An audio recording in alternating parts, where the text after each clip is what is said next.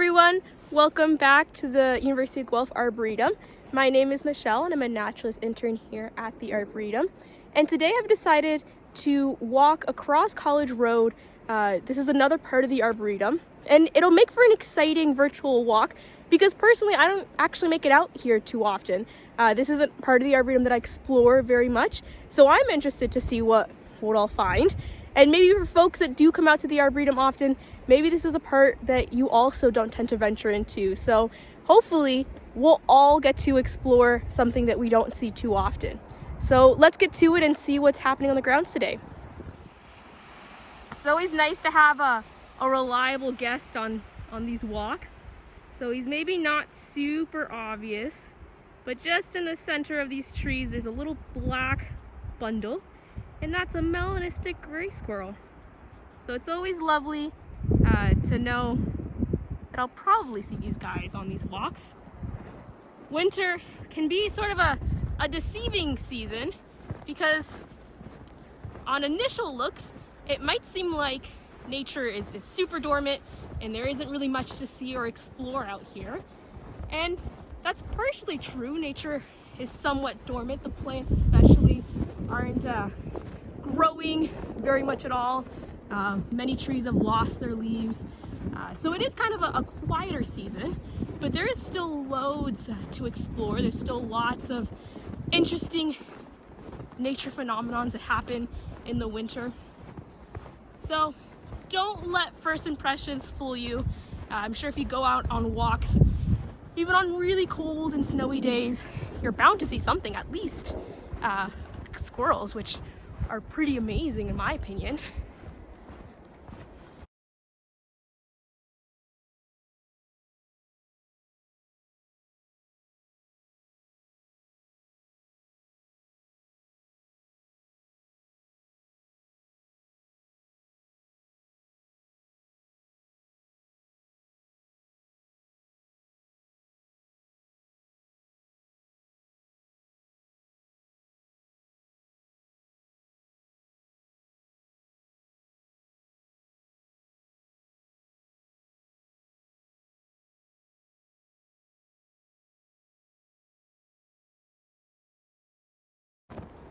So speaking of trees losing their leaves, we've come across this tree. This is a beech tree, I believe. And what's really interesting about oak trees in particular, but also beech trees, they're both part of the same family. A characteristic of them is they sometimes hold on to their leaves throughout the winter. So this is a tree that's a deciduous tree, meaning it does lose its leaves in the winter, and it actually does that for a very purposeful reason. If we get up close to one of these leaves, so what we can see is that these types of leaves are very broadly shaped. They have a lot of surface area, and in the cold months of winter, it's actually makes the tree vulnerable to losing a lot of moisture. So if a deciduous tree were to keep its leaves because of the way they're shaped, it would probably end up hurting the tree more than benefiting it. So as we change into the seasons, summer to fall, we see those beautiful colors in the leaves, and those are actually the leaves' natural colors. The chlorophyll in the cells of these leaves, that's what helps it photosynthesize, convert sun energy into plant energy, is what colors the leaves green. And as the leaves prepare to drop, they will stop producing that chlorophyll. They're basically dying, and that's when their true colors get to be revealed. So those lovely autumn colors are actually always present, but we only get to see them as the leaves prepare to drop. And when we look around to, most of the deciduous trees in this area, we see that they're pretty naked. And we go back to this beech tree and it's held on to a lot of its leaves. And it's a pretty interesting phenomenon that we don't actually know why it's done this all the way. There's some pretty interesting hypotheses. One being that maybe by holding on to their leaves. If we look closer, I don't know if we'll get any good shots of any buds, but the buds that are out are basically next year's growth. And so one hypothesis is by holding on to the leaves, it'll protect the buds from any omnivores like deers that might want to come by and nibble on the buds. So maybe extra foliage, a little extra protection for those buds that are super important for next year. Another hypothesis is that maybe these trees, the oaks and the beech trees, they tend to grow in nutrient poor soils. So leaves are incredibly biodegradable and they're an awesome little boost of energy for the soil. And so the thought is maybe by holding onto the leaves longer throughout the season, instead of dropping them in the fall when growth isn't very active, the trees aren't really getting ready to grow a whole bunch as they enter winter, but instead holding on to them until the spring when the trees need to ramp up their growth. It adds some good nutrients to the soil, maybe makes that a bit easier. So those are kind of two really interesting reasons why maybe these trees might be holding onto their leaves. Another hypothesis is that maybe they just haven't evolved that trait of immediately dropping their leaves like other deciduous trees. So no one really quite knows why, and if we look, that's a even better example that I would love to show off, but there's so much snow, I don't think anyone wants to see me trudge through all of this. But this tree has held on to a ton of their leaves. So really interesting to see how even though these are both deciduous trees, and there's deciduous trees really everywhere around here, they do have slightly different characteristics.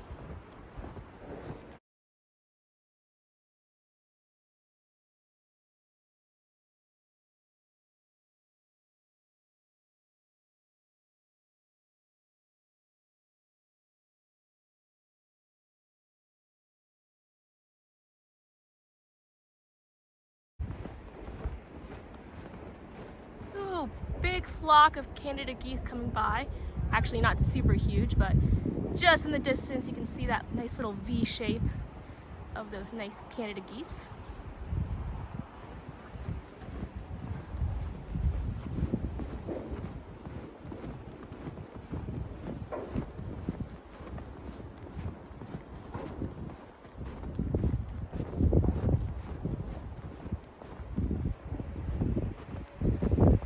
Now an interesting question that might follow up, seeing that deciduous tree holding on to so many leaves, is why do evergreen trees get to keep their leaves in the winter? What's stopping them from having their leaves be somewhat of a detriment to them?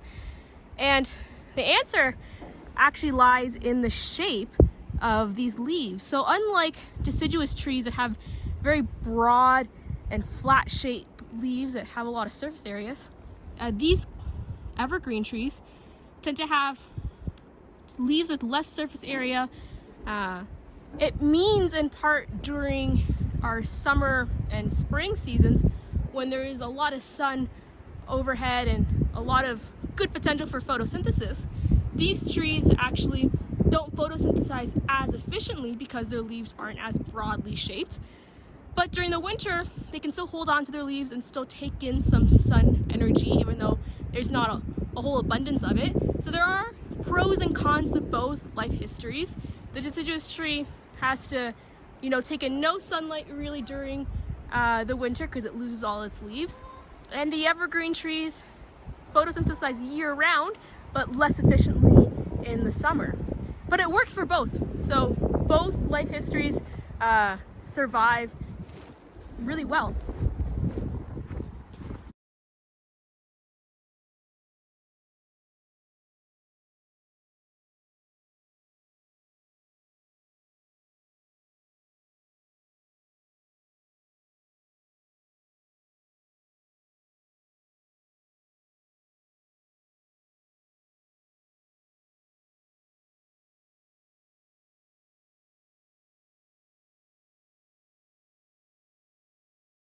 In front of me, a nice little flock of cedar waxwings.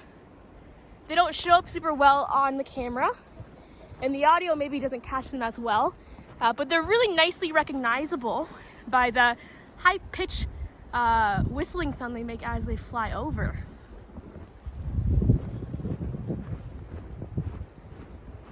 If you ever do get a chance to see the cedar waxwings up close, they're just a really beautiful, beautiful bird. They almost look like they've been airbrushed. They look super soft. I've never touched one, but I imagine they'd also be very soft to touch. But just a really gorgeous bird to be able to see.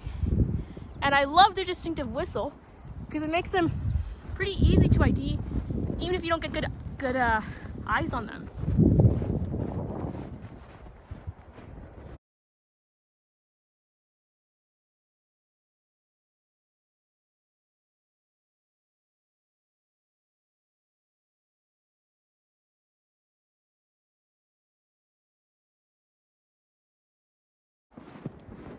In the distance, I can't see them, but I can hear a chickadee doing its namesake call, going chickadee-dee-dee-dee.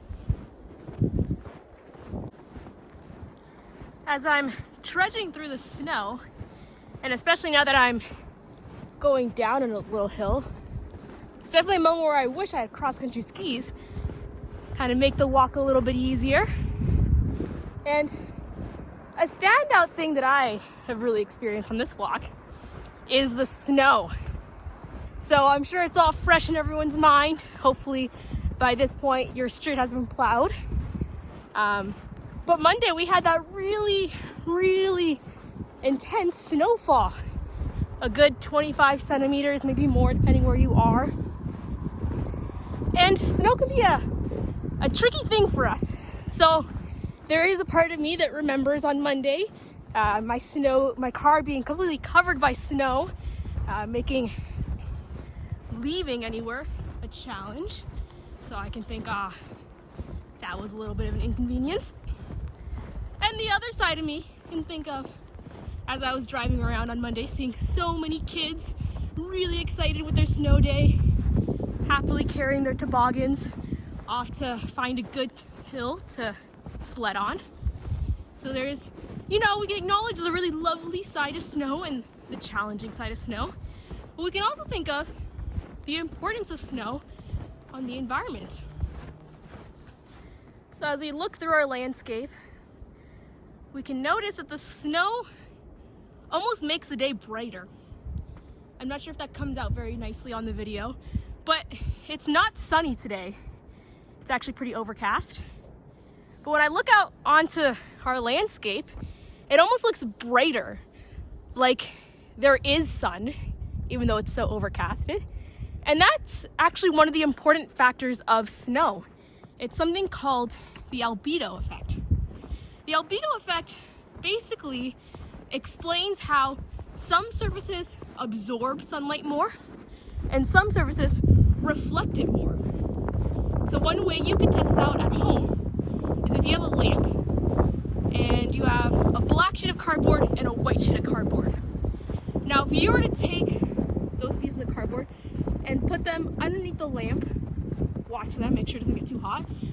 After a few minutes, if you stick your hand under the lamp and touch both pieces of cardboard, you'd find that the black cardboard has gotten warmer than the white cardboard. And that's because of this albedo effect. The black color absorbs that energy more and allows itself to warm up more. And the white cardboard has reflected that energy more, and so it doesn't get as warm. And so when we think of climate change, I know it's you almost wish we could be back in the summer, but if we really think back to the summer, we did have some moments. Oh, more Canada geese flying over. Lovely. Over the summer, we did have some moments where it got really, really warm. It almost got too hot. We could really feel that change in climate to a more warm and intense summer. A lot of places broke their temperature records in the summer. And in the winter, a really, really important thing that snow does for us is it reflects the sun energy, and it actually helps moderate the planet's temperature by cooling it a little bit. So when it snows, and it's a reason why we want nice snowy winters where it's supposed to be snowy, is because it helps moderate our planet's temperature and cool things down as appropriate. Another reason why snow is so important is it's actually protecting the ground. So this is kind of weird to think of, but this snow on the ground is actually insulating the ground and keeping its temperature and its moisture. So one way snow does this is it actually acts as a barrier for all the cool air. So on a really windy, gusty day, that cold air rips through everything, dries things out. Thinking back to the leaves, it's why the trees have to drop their leaves. It loses too much moisture because of that cold, dry air. And the ground is actually somewhat protected by that because the snow acts as an insulating barrier and prevents that really cold, dry air from ripping right through it. Snow also acts as kind of a reservoir of water. So come springtime, all of these snowbanks will start to melt and they'll fill in, river banks and streams and help act as a reservoir for that water, so it's not just constantly going through a system. It's keeping it in place, and it'll help fill our water areas when appropriate. So there's so many reasons why snow is really, really great. There's the awesome factor of sledding and making snowmen and enjoying all that. But there's also a really big natural component of snow having so many positive effects on our environment. For those of you interested in making snowmen, I remember when I first started trying to make snowmen growing up, something that would really frustrate me would be some days the snow would be, perfect for packing together, kind of like it is here. I would call this packing snow. I'm not sure if there's an actual good term for this, but we can see here the snow is clumping together really nicely, and if I kept going I can make an even bigger ball of snow. This is great for snowball fights, making snowmen. But on Monday when it snowed a lot, I went out and I touched the snow and I found it was really powdery, it was really fluffy, not like this. And the reason for that has to do with the temperature. So on Monday it was pretty cold, it was super windy, and the way that snow forms, if we think to the beginning of snow, is up in the atmosphere. Two things need to happen. It needs to be really cold and there needs to be some moisture. So up in the clouds, those little particles of wet air crystallize and they start bouncing together, clumping enough, they get heavy, and that's when they fall to the ground as snow. As they're falling to the ground, if it's a kind of a warmer weather, what'll happen is those particles of snow, they can clump together, and as they fall, they're nice and dense. They make excellent packing snow. That's when you can make really nice snowmen. But if it's really cold, like it was on Monday, today it's actually pretty mild temperatures. I think it was 2 degrees this morning, but on Monday it was like -7 all day, maybe even colder. What it means is those little ice crystals, they never get a chance to bind together too much. It's just too cold. They don't really do that at that temperature. So the snow has a different texture. It's really powdery, really fluffy. It doesn't pack together very well because that packing happens mostly when it's warmer. Things are kind of melting a little bit, and so the ice, the snow particles are more likely to clump together. And we basically have made our way all the way through, or at least part, I don't think we did all of Acorn Trail, but we made it through a good stretch of Acorn Trail. So I started off on one end of College Road, and now I'm back at College Road. I'm actually right by our lovely new Hilton Center. So this seems like a good place to finish off our walk. So we maybe didn't see a whole bunch of different critters on today's walk. Definitely, I felt it as I was trudging through the snow. One reason why animals aren't going to be super active on this amount of snow is it burns up a lot of energy trying to get through the snow. But as I was walking, I could definitely see little corridors of animal tracks. Unfortunately, at this level, it makes it really difficult to identify, at least for me, because I'm no great expert in animal tracks, to identify each track to know the species. But definitely, if you take a walk, it may seem less inviting because it's so cold and so snowy, but there's always tons to explore and tons to see at the Arboretum and at your local green space.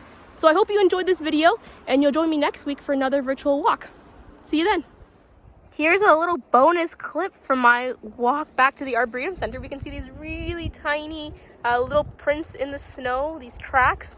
I'll give you a bit of a size reference. Here's a key fob. This is a bit of a faceplant moment because I should always carry a quarter in my pocket to give size reference for tracks, but sorry boss, didn't do that today. Good reminder for next time. But what's really cool as I walk up to these tracks, they look like they're old tracks, they don't look very fresh, although maybe it's just the depth of the snow that's giving me that appearance. But at the base of this tree, we can see a little tunnel. So we can suspect, here maybe I'll zoom in a bit, hopefully this is better. There's a little tunnel, really nice, really cute. We can suspect that there's a critter that's been using the sub-Nevian zone. So when we think back to how snow insulates the ground from the really cool dry air, animals can use this kind of zone between the surface and the ground, in between all that packed snow, is really nicely insulated. So some animals will burrow in there and sleep. Some animals will store some food in there. And so a really lovely sign that there's been some animals coming by this area. I believe this belongs to a shrew or a vole. That's my best ID for these. It becomes difficult when there aren't toe prints. It's a bit of an extra challenge. But if you can ID these tracks, make sure to comment that on the video because I would love to know more if there's a viewer that knows more. So that's it from me. See you next week. Enjoy your week.